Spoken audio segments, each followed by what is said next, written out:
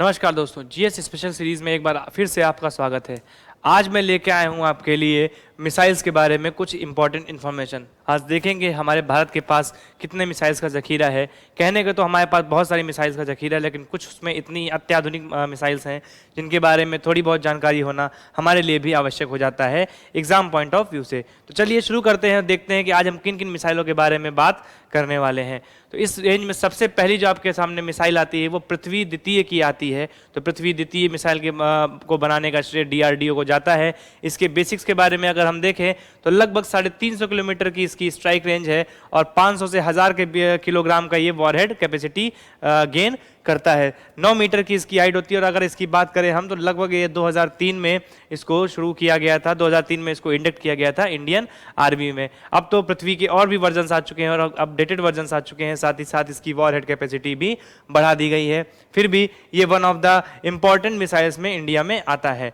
Next की अगर हम बात करें तो अग्नि 5। तो अग्नि 5 के बारे में बात करने से पहले हम बात करेंगे अग्नि सीरीज की। तो अग्नि सीरीज की शुरुआत हुई थी सन 2013 में, जब पहली बार अग्नि 1 जो है लॉन्च की गई थी। 2012 में पहली बार इसका टेस्ट हुआ, फिर 2013 में अग्नि द्वितीय का टेस्ट हुआ, अग्नि तृतीय का परीक्षण 2015, फर्दर अग्नि 4 का 2015 में, और फिर अग्नि 5 का जो है आपका 2018-19 के फेज में हुआ। अभी हाल ही में फिर से अग्नि 4 और 5 बैलिस्टिक मिसाइल्स का रीटेस्ट किया गया था, यानी कि सेकंड परीक्षण किया गया था, जो कि एक रूटीन प्रोसेस रूटीन प्रोसेस होता है। अगर अग्नि की बात करें तो अग्नि एक इंटरकॉन्टिनेंटल बैलिस्टिक मिसाइल है जिसकी रेंज लगभग 5000 किलोमीटर से 8500 किलोमीटर के आसपास की है। लगभग इसका 50,000 किलोग्राम का इसका वेट होता है। 24 मैक के अराउंड इसकी स्पीड होती है।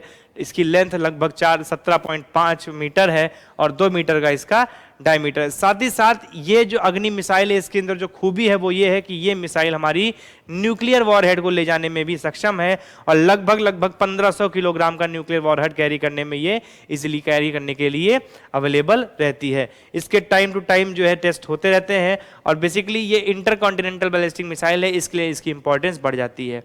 इंटरकॉन्टिनेंटल बैलिस्टिक मिसाइल्स वो मिसाइल्स होती हैं जो कि एक लंबी दूरी का फासला तय करती हैं और भारत भी इसमें अब सक्षम हो चुका है।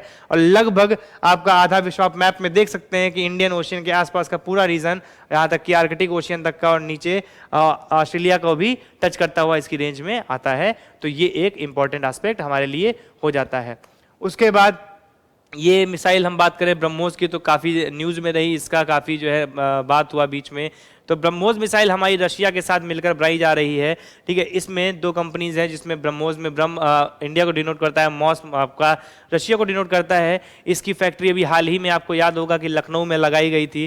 तो ब्रह्मोस एयरोस्पेस एजेंसी इसका निर्माण कर रही है और ये एक फायर एंड फॉरगेट टाइप की मिसाइल है, यानी कि इसको आप दाग दीजिए उसके बाद इसके बारे में भूल जाइए। लगभग 200 से 300 किलोग्राम का ये वॉरहेड कैपेसिटी को होल्ड करती है। Surface to air to surface missiles होती हैं, ये किसी एयरक्राफ्ट में भी लोड करके वहां से दागी जा सकती हैं आसानी से। और ये सबसोनिक क्रूज मिसाइल्स को भी अगर हम इससे कंपेयर करें तो इनकी, अगर हम सबसोनिक क्रूज मिसाइल से इनके कंपेयर करें तो ये लगभग 3 गुना ज़्यादा वेलोसिटी से, यानी 3 गुना ज़्यादा स्पीड से ये जा सकती है और लगभग 3 से 4 जो गुना ज़्यादा ये इसकी रेंज होती है और साथ ही साथ डिस्ट्रक्शन भी कर सकती हैं।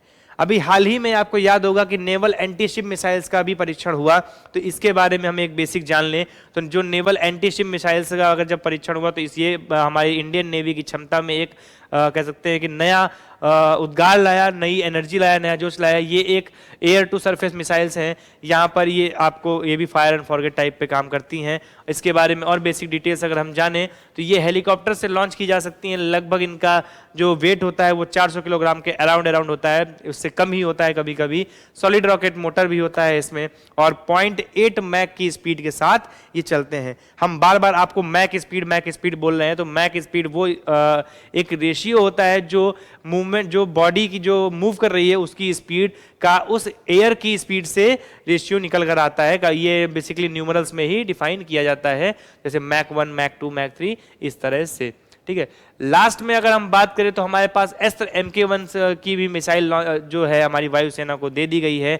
अभी MK3 हेलीकॉप्टर्स आपने देखा होगा कि एयरक्राफ्ट लाइट हेलीकॉप्टर्स का भी लॉन्चिंग की बात चल रही है। तो ये मिसाइल्स भी हमारी एयर टू एयर से स्ट्राइक करने में सक्षम है और हमारी क्षमताओं में इजाफा और बढ़ावा ही करती हैं। ये भी DRDO के द्वारा ही बनाई गई थी। तो ये दोस्तों कुछ इंपॉर्टेंट मिसाइल्स थी जो हमारे भारत के जखीरे में है, और ये समय आने पर हमारा भारत इनका प्रयोग आसानी से कर सकता है जब भी अपनी सुरक्षा की बात आएगी। हालांकि भारत ने कभी भी ये मिसाइल्स या ये जो भी सामान डिफेंस के बनाए हैं ये अपनी सुरक्षा के लिए बनाए हैं, किसी पे अटैक करने के लिए नहीं बनाए हैं। लेकिन भारत सरकार का ये स्ट्रिक्ट स्टैंड है कि जब कभी भी ज़रूरत पड़ी तो भारत इनका प्रयोग करने से पीछे भी नहीं हटेगा। तो दोस्तों आज के लिए इतना ही। हम फिर मिलेंगे नए टॉपिक के साथ, नई चीज़ों के साथ। तब तक के लिए आप देखते रहिए वीडियो को शेयर करिए, अच्छा लगे तो लाइक करिए, और इसकी PDF आप हमारे टेलीग्राम चैनल से एक्सेस कर सकते हैं। तब तक के लिए थैंक यू, नमस्कार।